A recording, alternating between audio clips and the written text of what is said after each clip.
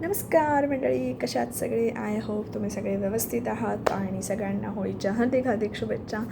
And welcome to my channel डोक्याला shot नका देवरे. And let start with the Bigg Boss Marathi season 6 review. Last एक week मी review नाही टाकलेला आहे कारण मी थोडीशी बिझी होती आणि घरात जे काही चालू होतं बिग बॉसच्या त्याने असं वाटलं की अरे आपलं प्रेडिक्शन तर खरं निघतं आहे, पण मला तो गेम आता खरंच आवडत नाही आहे. आणि त्यावरून बिग बॉसने आता वाईल्ड कार्ड एंट्रीज आणलेल्या आहेत आणि तरी पण असं वाटतं आहे की काहीतरी मिसिंग आहे. म्हणजे आधी कसं वाईल्ड कार्ड एंट्री आली की वाटायचं की अरे यार काहीतरी गेम चेंज होईल, काहीतरी पलटापलट होईल, पण असं काहीच झालेलं नाही आहे. तर आपण बघत आहात की जे 3 ग्रुप झालेले होते त्यातला एक ग्रुप पूर्ण गेलेला आहे, त्यातला एक जण राहिलेला आहे, दुसऱ्या ग्रुपमधले 2 जण राहिलेले आहेत. अशा प्रकारे काटा टीमच पुढे गेलेली आहे आणि असं वाटते की फिनालीला पण 2 जणं जी असणार आहेत ती काटा टीमचीच असणार आहेत. आणि त्यामध्ये मला राकेश बापट आणि तन्वी कोलते ऑब्वियसली 2 जणं दिसत आहेत टॉप 2मध्ये. आणि त्यानंतर काटा टोळी जी काय आधी सर्वात आधी बिग बॉस चालू व्हायच्या आधी जो ग्रुप फॉर्म झालेला आहे त्यामध्ये आत्ता 2 जण राहिलेले आहेत आणि हे वाईल्ड कार्ड येऊन जे काय त्यांचं समीकरण त्यांनी बिघडवलेलं आहे. तर त्यामध्ये मला असं वाटतं विशालने आता दुसरी लोकं घ्यायला सुरुवात केलेली आहे टोळीमध्ये.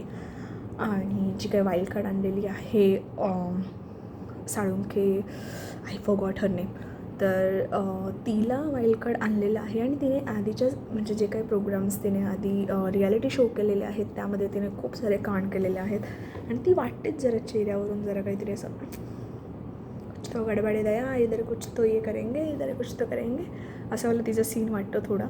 आणि त्यामुळे मला असं वाटतं की ती थोडा तडका टाकेल शोमध्ये. आणि दुसरे 2 वाईल्ड कार्ड मला खूप शांत वाटतात. म्हणजे आधी जे काय शांत होऊन काहीच न करता घराच्या बाहेर गेलेले आहेत त्यातला एक मला Sanket Pathak, he is my favourite, but घराच्या आतमध्ये आल्यावर तो खूप शांत, त्याचं काहीच दिसत नाही आहे. जसं जाऊ दे आता 1 दिवसच झाला आहे, मे बी नंतर दिसेल. दिस इज टू अर्ली टू जज देम कारण ते 50 दिवस झाल्यानंतर घरात येतात.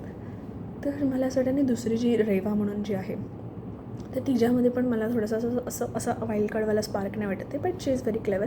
आणि ह्या दोघांनी संकेत आणि रेवाने व्हेरी गुड म्हणजे त्यांनी खूप चांगला डिसिजन घेतला आणि ते चांगल्या ग्रुपमध्ये जॉईन झालेले आहेत काटा टीममध्ये. कारण ते गेम बाहेरून बघून आलेले, त्यांना माहिती आहे की काटा टीमशिवाय बाहेर कोण चांगली इमेजमध्ये नाही आहे. जसं की टोळी आहे किंवा बाल्कनी ग्रुप तर पूर्ण गेलेला आहे, पण त्यातली जी एक जण राहिलेली आहे Prajakta, and she is also not good की बाबा तिला एक काहीतरी क्रायटेरिया असा आहे की बाबा ती त्या पॉईंटला फिट होते आहे. तर असं नाही वाटत आहे कारण ती जाता जाता मला असं वाटतं 2दा नॉमिनेशनमधून जाता जाता वाचलेली आहे.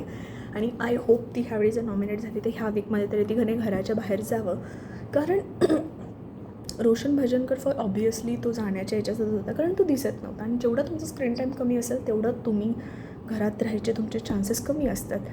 तर त्यामुळे ह्या वीकमध्ये जे नॉमिनेशन मी काल 2च नॉमिनेशन ऐकले कारण अर्धच नॉमिनेशन टास्क झालेलं होतं, पूर्ण नॉमिनेशन टास्क नव्हतं झालं काल.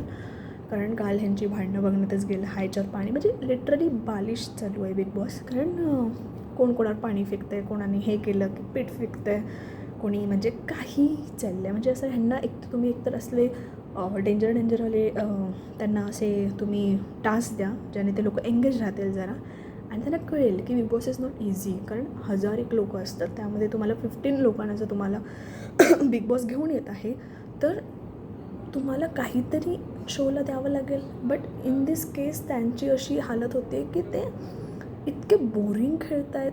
आणि त्यात ते विशाल आणि रुचिता, म्हणजे स्टार्टिंगपासून सगळ्यांना गेस केलं होतं ऑलरेडी की ह्यांचं जर असं काय पुढे काय झालं तर ऑब्वियसली अशी भांडणं होणार, काहीतरी होणार, रुसवारुसी होणार, फालतूपणा होणार. आणि अख्खा शोची 15-20 मिनटं म्हणजे लिटरली आम्ही म्हणजे टी व्ही लावला की ह्यांचे नको ते मॅटर्स बघत बसायचे. अरे का, म्हणजे ऑडियन्सला तुम्ही का दाखवता? एक तर त्यांचं तुम्ही दाखवू नका. जसं बाहेर येऊन काय काय लोक म्हणतात की करण म्हटला किंवा आधी हे पण म्हटले की सिंगर कोणतं, मी I literally forgot his name as well. तर त्यांनी पण तुम्हाला सांगितलं की बाहेर आल्यावरती की त्यांचा जे काही टास्क खेळले आहेत किंवा काही कॉन्व्हर्सेशन झालं आहे ते बिग बॉसनं दाखवलेलंच नाही आहे, ते एडिट झालेलं आहे सगळं. तर वी आर रिक्वेस्टिंग की ह्यांचा पण तुम्ही एडिट करा आणि please we don't want to see की त्यांना कुठेतरी तुम्ही असं दाखवते फालतूपणा करताना. कारण तो एक दर्जा असतो बिग बॉस मराठीचा होता. कारण हिंदीसारखं जसं सीझन वाढत गेले तसं तसं हिंदीचा पण दर्जा कमी होत गेला. काही डिस्कशन असायचे, काही मॅटर्स असायचे त्यांचे, काही घरेलू कधीचे कुठचे काय काय घेऊन यायचे. त्यामुळे आता मराठी बिग बॉसचा पण सेम दर्जा खाली घसरत चाललेला आहे. So we as audience requesting की प्लीज असं काहीतरी तुम्ही स्क्रीनवरती दाखवणं बंद करा. कारण आम्हाला इंटरेस्ट नाही आहे, आम्हाला गेममध्ये इंटरेस्ट आहे. कोणाचं काय चाललं आहे, कोण विन होतं आहे किंवा काय चालू आहे त्याच्यामध्ये इंटरेस्ट आहे. नॉट की तुमचं आधी काय होतं, तुम्ही घरात काहीतरी करताय, म्हणजे तुमचा एज गॅप एवढा आहे त्याच्यावरून तुम्ही ट्रोल होत आहे. आणि नाही होणार असं तर नाही आहे. ऑब्वियसली तुम्ही काही वाईट गोष्टी करत असाल तर बाहेर ऑडियन्स थ्रू तुम्हाला ते पूर्ण ट्रोल केलं जातं आणि हे दोघं पण होत आहेत. पण तरी पण आजचा पण एक प्रोमो बघितला, त्यामध्ये काइंड ऑफ ब्रेकअप होतो आहे त्यांचा आणि तिला चक्कर येते आणि ती पडते. अरे म्हणजे काय बालिश, म्हणजे हे सगळे प्रकार आम्ही स्कूलमध्ये बघायचो, लिटरली आम्ही स्कूलमध्ये बघायचो. जे लोक आता हे ना 40-45 वर्षाचे घोडे झालेले आहेत आणि हे अशा रियालिटी शो नॅशनल टी व्हीवरती येऊन हे असे सगळे फालतूपणा करत आहेत.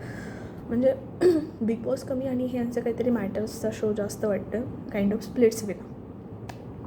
त्याच्यामध्ये जरी जरा काहीतरी गेम असतो, पण ह्यांचं काहीच नाही वाटत. तर बॉस प्लीज त्यांना काहीतरी गेम द्या आणि त्यांना एंगेज करा. आणि ह्यावेळी जे नॉमिनेशन, आता मला पूर्ण लिस्ट नाही आली आहे, तर मे बी माझी अशी रिक्वेस्ट आहे की प्राजक्ताचं एक नॉमिनेशन मी ऐकलं होतं. सो माझी अशी एक अशी इच्छा आहे की प्राजक्ताने घराच्या बाहेर जावं, because she is not playing well. मला ती स्टार्टिंगला खूप आवडत होती, व्हेरी डिसेंट पर्सनॅलिटी, सगळं होतं.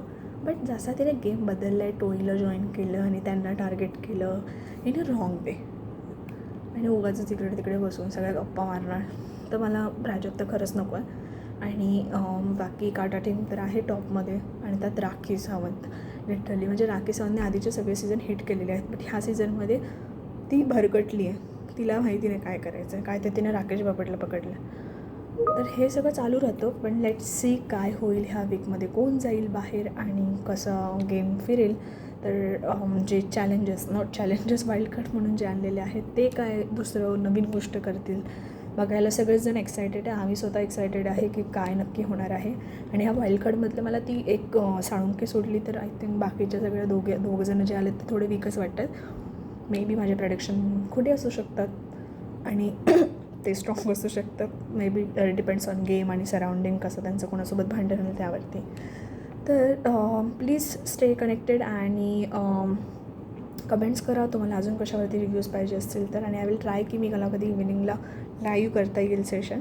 आणि यूट्यूब शॉर्ट्स तर आपले आहेत, जस्ट फॉर असं एक शॉर्ट काहीतरी असं एकदम इरिटेट झालं, बिकॉज दिस इज द मोड की जिथे आपण फ्रस्ट्रेशन काढू शकतो. आणि for me it is YouTube. त्यामुळे कारण ऑडियन्स म्हणून असं कोणाला सांगणार ना आपण, त्यामुळे यूट्यूब थ्रू आपण लोकांपर्यंत सांगू शकतो.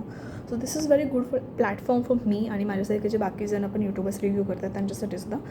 लेट्स सी की अजून मला कसं काही सांगता येईल ते. आणि please like, share and subscribe to डोक्याला शॉट नका देऊ रे. आणि 1 second happy Holi for everyone.